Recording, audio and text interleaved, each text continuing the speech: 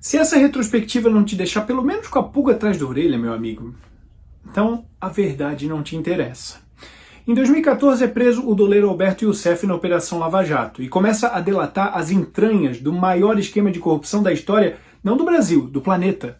Em 2015 são presos na Lava Jato Nestor Cerveró, João Vacari Neto, Marcelo Odebrecht. Em 2016 presos Antônio Palocci, Guido Mantega, Eduardo Cunha, Sérgio Cabral. Nesse mesmo ano, impeachment da presidente Dilma. Em 2017, auge da Operação Lava Jato, presos Eike Batista, José Dirceu, Lula, 6 bilhões de reais recuperados até então. Em 2018, na mesma eleição em que Geraldo Alckmin declara a célebre frase, que a quadrilha quer voltar à cena do crime, se referindo ao PT, Jair Bolsonaro é eleito presidente depois de uma ascensão meteórica como um símbolo anticorrupção que marca o início de um governo com quem o próprio crime organizado declara não ter mais o diálogo cabuloso, mano, que tinha com os governos anteriores. 2019, José Dirceu é solto. E Lula também deixa a prisão por decisão do STF. 2020, uma série de decisões do STF enfraquecem a Lava Jato. 2021, Moro é declarado parcial nos processos de Lula e STF anula todas as condenações de Lula e meses depois ainda o torna novamente elegível. Em 2022, Geraldo Alckmin torna-se vice na chapa do partido que 4 anos antes ele mesmo declarou ser a quadrilha tentando voltar à cena do crime.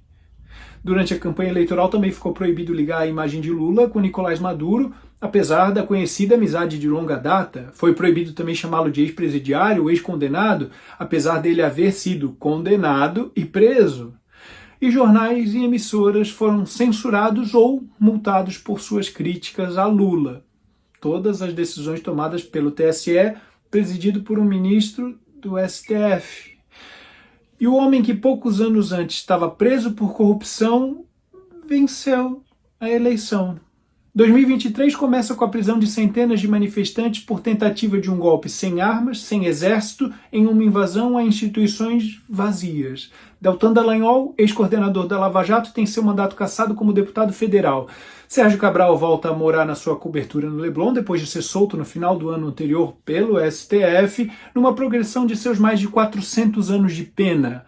Nesse mesmo ano, o STF também anula a condenação de Eduardo Cunha por corrupção passiva e lavagem de dinheiro, enquanto Bolsonaro se torna inelegível por se reunir com embaixadores, também pelo STF. 2024, STF anulou todas as condenações de José Dirceu e todos os atos da Lava Jato contra o Marcelo Odebrecht. 2025, Marcelo Bretas, também ex-juiz da Lava Jato, sofre a mais severa punição para um juiz, aposentadoria compulsória, e STF anula todas as condenações de Antônio Palocci, zeradinho. E ainda em 2025, o STF determina a Bolsonaro uso de tornozeleira eletrônica e proíbe a sua utilização de redes sociais, entre outras medidas, pelo golpe que nunca aconteceu. Você percebe 2 movimentos muito claros em direções opostas? Em um deles, combate à corrupção, PT se esfarela em escândalos, impeachment, empresários políticos presos, réus confessos, bilhões devolvidos e Bolsonaro surgindo como a principal figura antissistema. No outro você vê presos sendo soltos, condenações anuladas, os juízes que os condenaram sendo punidos e Bolsonaro sim se tornando inelegível e na iminência de ser preso. Você entende que para um movimento ser verdade, o outro precisa ser uma série de narrativas falsas?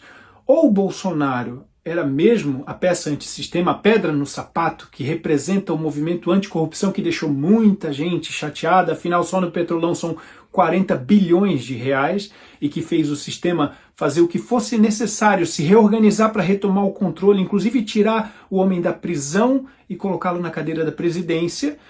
Ou esses pobres políticos, empresários, empreiteiras, Partido dos Trabalhadores foram todos injustiçados, tiveram suas condenações anuladas porque eram perseguidos políticos. Ninguém roubou a Petrobras e Bolsonaro sim é que fez parte do sistema corrupto que começou a operar há poucos anos, tentando incriminar esses pobres inocentes, prejudicando o Brasil que vinha funcionando às mil maravilhas antes do Bolsonaro aparecer, não é mesmo? Se gostou do conteúdo, me segue em @paulosouza.oficial para ajudar meu trabalho a crescer.